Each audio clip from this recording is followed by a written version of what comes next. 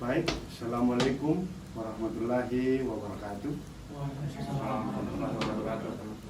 Kami dari Badan Koordinasi Nasional LKPHMI PPHMI periode 2021-2023 menerima laporan dari kader HMI terkait kekerasan pada saat unjuk rasa di Hari Hak Asasi Manusia Internasional pada tanggal 10 Desember yang lalu. Dan laporannya sudah diserahkan kepada direktur kami yaitu Samsul Marli yang akan dibacakan selengkapnya bagi silakan. Terima kasih. Assalamualaikum warahmatullahi wabarakatuh. Waalaikumsalam warahmatullahi wabarakatuh. Yang saya hormati hadirin sekalian, rekan-rekan pers yang turut hadir pada kesempatan ini, kawan-kawan aktivis, mahasiswa, kader HMI yang sempat hadir dalam konferensi pers hari ini.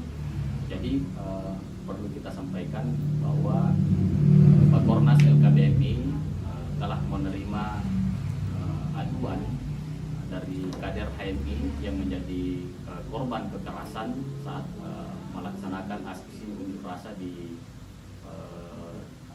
Patung Kuda, ya, di Patung Kuda pada saat menggelar aksi unjuk rasa peringatan Hari HAM Internasional yang jatuh pada 10 Desember kemarin. Jadi saudara-saudara sekalian,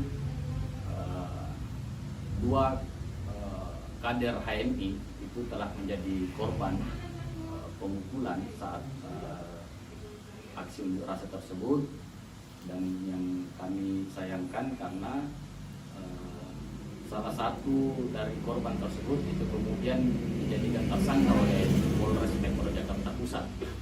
Namun sebelumnya di samping saya, di samping kiri kanan saya sudah ada saudara ketua Korpom UBK yang juga menjadi peserta pada saat aksi unjuk rasa tersebut. Kemudian juga sudah ada salah satu korban yaitu saudara Raja Alowan yang juga menjadi korban pemukulan saat aksi unjuk rasa tersebut. Namun sebelumnya saya persilakan ke Adinda Ketua Korpom untuk menyampaikan kronologis kejadian atau fakta yang terjadi pada saat aksi tersebut, sehingga dua kader HMI, adik-adik kita itu kemudian menjadi sasaran kekerasan oleh oknum yang sementara masih dalam proses untuk kita laporkan dan diproses secara hukum. Silakan Ketua. Bismillahirrahmanirrahim. Assalamualaikum warahmatullahi wabarakatuh. Baik, terima kasih. Langsung saja saya jelaskan kronologi yang terjadi pada saat aksi unjuk rasa dalam rangka memperingati Hari HAM Internasional. Jadi pada saat itu kami melakukan aksi gabungan yang tergabung dalam aliansi BEM UBK bersama HMI Korpom UBK cabang Jakarta Pusat Utara. Sekitar pukul 14.30 kami sampai di lokasi aksi di Patung Kuda, dan pada saat itulah kami melakukan aksi unjuk rasa.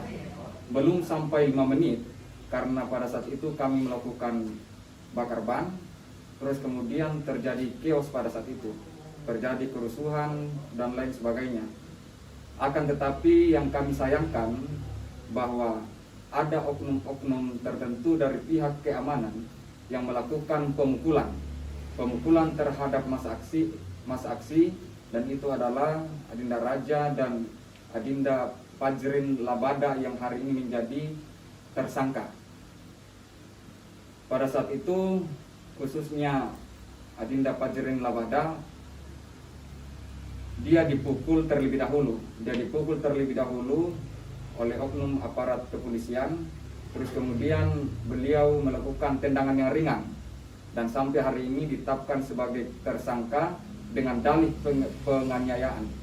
Terus kemudian melawan aparat keamanan. Padahal kronologinya di lapangan bahwa Adinda Fajrin Labada itu dikeroyok lebih dari 5 orang pada saat itu, sampai mukanya berdarah, bajunya robek dan lain sebagainya.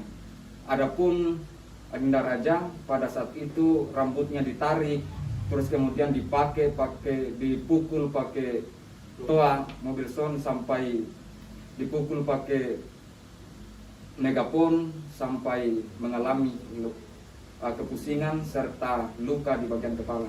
Sekian kronologinya. Ya baik, itu tadi kronologi fakta yang terjadi di lapangan kalau rasa.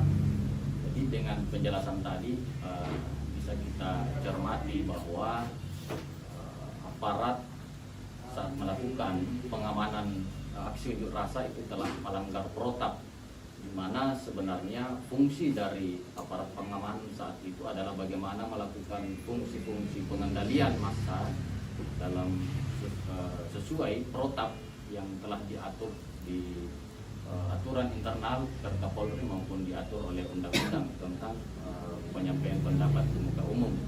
Namun sangat kita sayangkan karena peserta aksi yang notabene-nya adalah kader HMI itu kemudian mendapat tindakan kekerasan. Ada 2 orang kader HMI yang kemudian mendapat tindakan brutalisme oleh oknum aparat pengamanan sehingga korban mengalami memar di bagian kepala. Kemudian sangat kami sayangkan juga karena salah satu dari kader HMI itu telah diamankan pada tanggal 10 hingga saat ini belum juga dikeluarkan oleh pihak Polres. Dan tadi kami menerima kabar bahwa Adinda kita, salah satu peserta aksi itu kemudian ditetapkan sebagai tersangka dengan pasal 213 KUHP dan atau pasal 351 KUHP. Dia diduga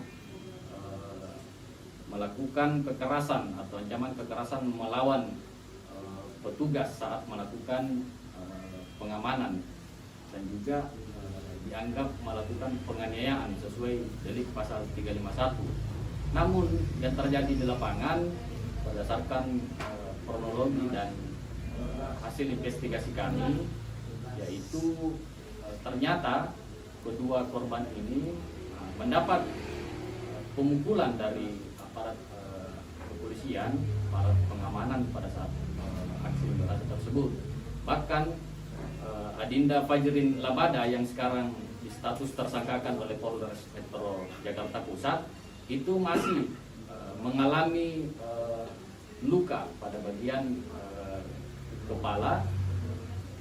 Itu mengalami luka-luka karena mendapatkan tindakan pengeroyokan yang dilakukan oleh oknum kepolisian.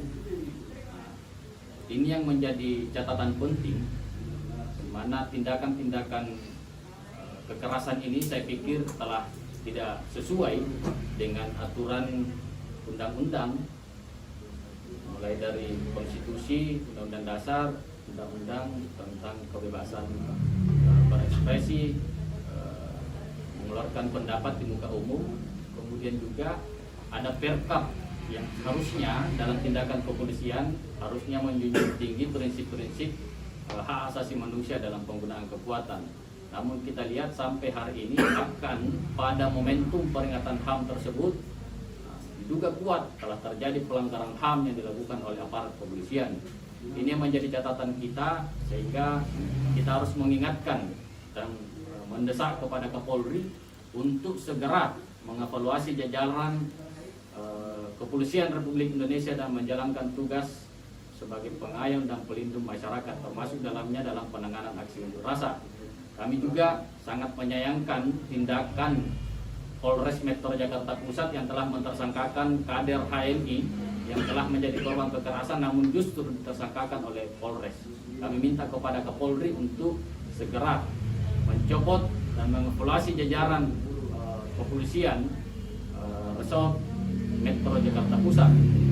Kami pikir langkah-langkah yang telah diambil oleh beberapa anggota yang melakukan penanganan aksi unjuk rasa dengan melaksanakan brutalisme di lapangan ini sangat tidak sesuai dan justru meredupkan semangat Kapolri dalam mencapai misi presisi, di mana prinsip-prinsip penegakan hak asasi manusia, penegakan hukum telah tercederai dengan adanya tindakan-tindakan brutalisme tersebut. Nah, itu yang menjadi catatan kita. Semoga ke depan tindakan-tindakan brutalisme, tindakan-tindakan represif dalam penanganan aksi unjuk rasa itu kemudian tidak terjadi lagi dan menjadi catatan penting buat reformasi birokrasi di tubuh Kepolisian Republik Indonesia. Saya pikir demikian. Perlu kita juga sampaikan bahwa tadi pada tanggal 13 Desember 2021 kami telah mendampingi salah satu kader HMI untuk melakukan pelaporan di Polres Metro Jakarta Pusat terkait tindakan penganiayaan yang telah dilakukan oleh oknum pengamanan pada saat itu, dan kami mendesak kepada jajaran kepolisian untuk 1 kali 24 jam kami berikan waktu untuk menangkap pelaku, karena ini merupakan langkah supaya korban mendapatkan keadilan dan kepastian hukum. Kami itu desakan kami kepada Kapolri supaya terciptanya penegakan hukum dan hak asasi manusia berkeadilan di Indonesia. Demikian apa yang saya sampaikan pada momen konferensi pers pada hari ini.